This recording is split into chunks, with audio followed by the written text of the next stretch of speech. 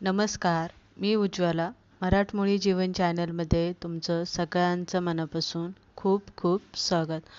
उन्हाळा एकदम धगधग अशी उन्हाळ्याची लाही वाढलेली आहे आणि अशा धगधगत्या उन्हामध्ये जर दुपारच्या जेवणामध्ये म्हणा किंवा छोट्या भुकेसाठी जर तुम्हाला काही चटपटीत बनवायचं असेल ना, तर एकदम ठेल्यावरती मिळते. अगदी त्याच पद्धतीने आज पाणीपुरी कशी बनवायची ही रेसिपी बघतोय. पाणीपुरी म्हटलं की अनेकाच्या तोंडाला पाणी सुटत असतं. दिसली तरी लगेच खावाशी वाटते.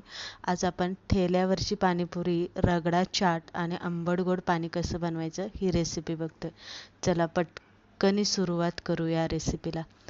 एक वाटीभर मी सफेद वाटाणे जे असतात ते रात्रीचे भिजत घातले होते, कारण दुसऱ्या दिवशी सकाळी मला पाणीपुरीच बनवायची होती मुलांसाठी.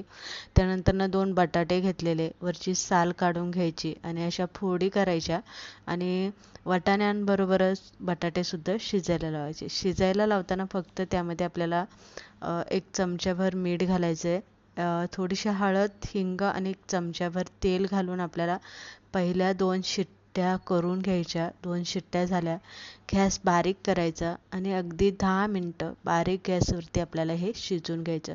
म्हणजे जे वाटाणे ना ते एकदम मऊसूत शिजले जातात. आता वाटाणे शिजेपर्यंत इथे आपण आंबट, गोड, तिखट असं 2 प्रकारची पाणी बनवून घेणार आहे पाणीपुरीसाठी. तर इथे आपण तिखट पाणी बनवूया. पुदिना घेतलाय, कोथिंबीर आणि पुदिना सेम प्रमाणात घ्यायचा. 3 मिरच्या घेतलेल्या, आल्याचे 2-3 तुकडे घ्यायचे, 2 चमचे साखर, मीठ, थोडी जिरी आणि बर्फाचे खडे घालून आपल्याला हे वाटून घ्यायचं. म्हणजे काय होतं, चटणी काळी पडत नाही आहे. नंतर एका भांड्यामध्ये आपल्याला ही चटणी काढून घ्यायची आहे. पाणीपुरीचा चाट मसाला जो असतो तो 1 चमचा यामध्ये घालायचं. काळं मीठ घाला, थोडीशी 2 चमचे परत साखर घाला, थोडंसं हिंग घाला आणि लिंबू अर्ध पिळून घाला. आता मी इथे चिंचचं जो पाणी असतं ते नाही घातलेलं, मी या बदल्यामध्ये लिंबू घातलेले. थोडंसं साधं मीठ घाला, थंड पाणी घाला आणि हे गाळून घ्या. तिखट पाणी बनवून तयार झालेलं आहे. चिंच मी थोडीशी पाण्यामध्ये चिंच आणि गूळ भिजत घातलं होतं, त्याचा आपल्याला कोळ काढून घ्यायचा.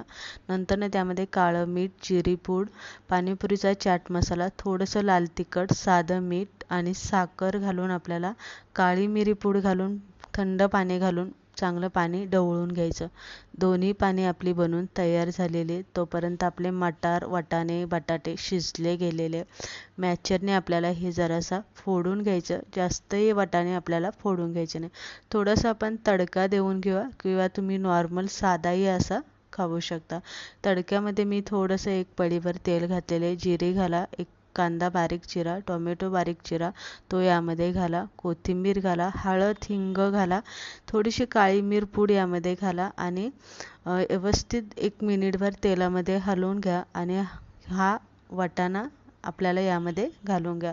रगडा घालून घेतल्याच्या नंतर थोडंसं पाणी घाला, अगदी चवीप्रमाणे. थोडंसं मीठ लागलं तर घाला आणि एक अशी उकळी काढून घ्या. म्हणजे व्यवस्थित रगडा आपला घट्ट होतो. रगडा बनवून तयार झालेला आहे. आंबट, गोड, तिखट पाणी बनवून तयार झालेलं आहे. आता एका ताटामध्ये छान एका वाटीमध्ये रगडा घ्या, एका वाटीमध्ये आंबट, गोड, तिखट पाणी घ्या, शेव घ्या, बारीक चिरलेला कांदा, टोमॅटो घ्या आणि विकत आणलेला मी पाणीपुरी यामध्ये ठेवून घेतलेलं आहे.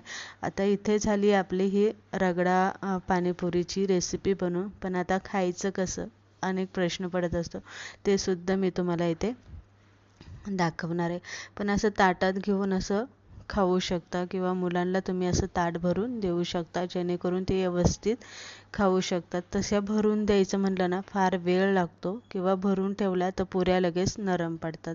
आता एक डिश घेतलेली, त्यावरती आपल्याला पुऱ्या ज्या असतात ना त्याच्यामध्ये फोडून घ्यायच्या. या पद्धतीने फोडून घेतलेल्या आहे. जेवढ्या तुम्हाला 4-5 घ्यायच्या आहे, एकदम बनवायच्या आहे तेवढ्या. नंतर त्यामध्ये 1-1 चमचा रगडा या पद्धतीने घालून घ्या. रगडा घातला की चिंचेचं आंबट गोड पाणी यामध्ये घाला. नंतर तिखट पाणी यामध्ये 1-1 चमचा घालून घ्या. कांदा, टोमॅटो बारीक चिरलेला वरून घाला. शेव तुम्हाला तुमच्याकडे असेल तर घालू शकता, नाही घातली तरी चालेल. वरनं कांदा, टोमॅटो घालून घेतलेला आहे. शेव घाला, कोथिंबीर घाला आणि मस्त फक्त खायला घ्या. अशा पद्धतीने मस्त उन्हाळा चालू आहे आणि मस्त पोटात थंडगार असं पाणी